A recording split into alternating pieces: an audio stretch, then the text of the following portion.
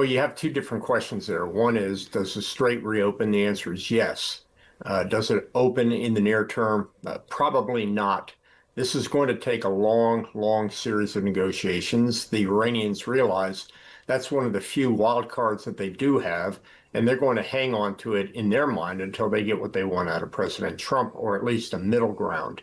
And I don't think that middle ground will include a inspection and verification regime that ensures they never get a nuclear weapon. Tonight, President Trump has announced that the perimeters of a deal with Iran have been reached and has called off fresh attacks. He's posted on Truth Social in the last 24 hours saying that Washington had been asked by Iran and other Middle Eastern countries to hold off any attack and that the perimeters of a deal had been agreed to. The Iranian military, though, have accused Donald Trump of lying. They've denied that they ever made that request. Let's speak to General Mark Kimmitt, who's a former Brigadier General and a former Assistant Secretary of State for Political Military Affairs in the US. Mark, hello, good evening. Thank you for being with us. Sure.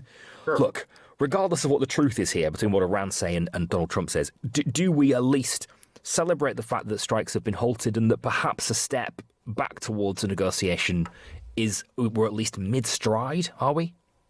Yes, I think that we should at least take note of it, and hopefully it turns out to be correct. This war is not going to end by military means.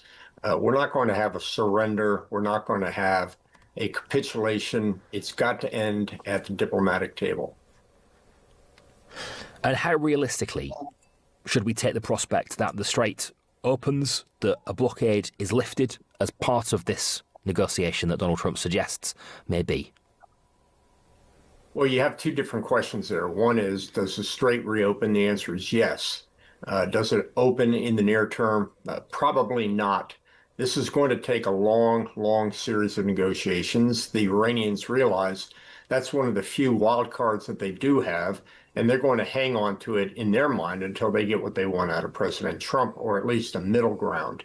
And I don't think that middle ground will include a inspection and verification regime that ensures they never get a nuclear weapon. Okay. There's been a significant slump in approval ratings in recent weeks. That might focus the minds a little bit here. Do you think that's in play, Mark? We had a little bit of interference there. If you're talking about American public support, look, I was in this town 40 years ago, plus when there were 500,000 people on the mall between the Capitol and the Washington Monument. Yes, public support may be down, but I don't see any significant activism related to that public support.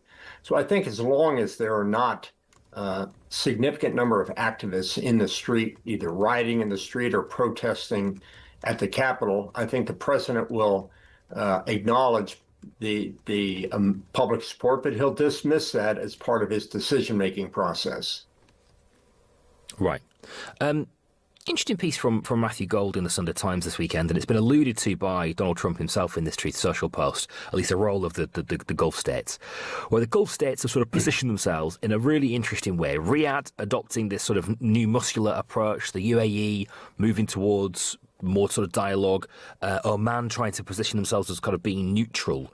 How do we consider that? What is a sort of a kind of sort of fracturing, isn't it? Sort of splintering of the way that the Gulf states are approaching this, and what role that might be playing in this next phase? Well, I wouldn't call it fracturing. I'd simply say that countries have different opinions on how to approach this. But there is a strategic miscalculation made by Iran, perhaps the most significant strategic miscalculation of the war, which is somehow the Iranians believed that putting pressure on these states would cause them to eject the American forces out of the region. And in fact, Iran has finally revealed itself as the predator it is, rather than the friends of these Gulf countries. So I think regardless of what their position is, either negotiate now or fight now, the fact remains is there'll be a solid coalition presence in the region for years to come. Thank you so much. Good to get your take as ever. That is General Mark Kimmitt, who is a former Brigadier General and a former Assistant Secretary of State for Political Military. Sean Bell is a military analyst and a former Vice Air Marshal in the RAF. Sean, thank you for being with us. As ever, I'm going to ask you a question I've probably asked you before, Sean. Where does the truth lie between those two statements? Yeah, I mean, great start. Good evening to you, Darryl. Yeah, it's day 156, this conflict, and it's not the first time that President Trump has said one thing and then meant something completely different. It's certainly not the first time he's threatened to a big warning of massive violence and then rode back. I think that most famously it was 7th of April when he said, you know, the whole civilizations will die tonight if Iran doesn't chat. I think what's most likely here is that President Trump's just getting frustrated. We are getting closer and closer to the midterms. When he first started the war, those midterm elections, so vital for him and the Republican Party, were hundreds of days away. They're now 93 days away, and we don't seem any closer to a deal. In fact, it seems to be getting further away, becoming more a regional challenge. And I think what's most interesting, it was Saudi Arabia's Crown Prince Mohammed bin Salman, who they don't normally speak publicly, but by all accounts, they have contacted America and urged a degree of caution, urged them to try and reduce tensions rather than escalating them. And I wouldn't be at all surprised if this is President Trump's way of trying to respond to that. Well, that's interesting. Okay, we might come back to that in a moment because I am curious about Matthew Gold, former ambassador to Israel, wrote a really interesting piece in the Sunday Times this weekend about the Gulf states and how they are kind of positioning themselves.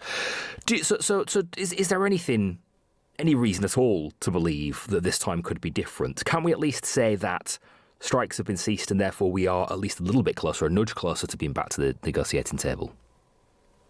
Well, in a positive, if I was trying to find a positive out of it, it is I firmly believe as a military guy that there is no military solution to what's going on. I think we've seen that loud and clear, repeated strikes, return to strikes, and it doesn't change anything. The harsh reality is that the Iranian people are struggling. They are very definitely suffering for all this. And of course, if it was purely the American people against the Iranian people, I think this approach might work. But the IRGC, the Iranian leadership, they are not hurting at all. And quite frankly, most of them see this as a once in a generational opportunity to finally come from being a pariah state to actually being a regional power, potentially even control of the Strait of Hormuz. All they've got to do is outlast America up towards these midterm elections, and they achieve strategic success. So quite frankly, I think what we're seeing at the moment is a president who is lost, who's struggling to find a way out, and we haven't even talked about the nuclear conversation, which is apparently the very reason that President Trump went to war in the first place.